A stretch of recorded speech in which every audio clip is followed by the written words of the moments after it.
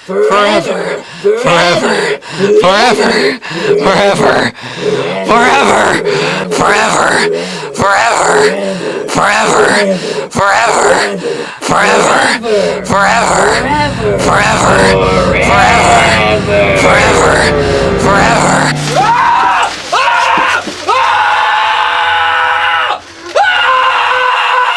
No! No! No!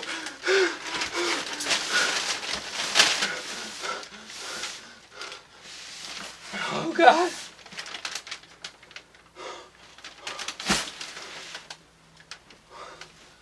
Oh, God. What a horrible nightmare. I didn't learn anything.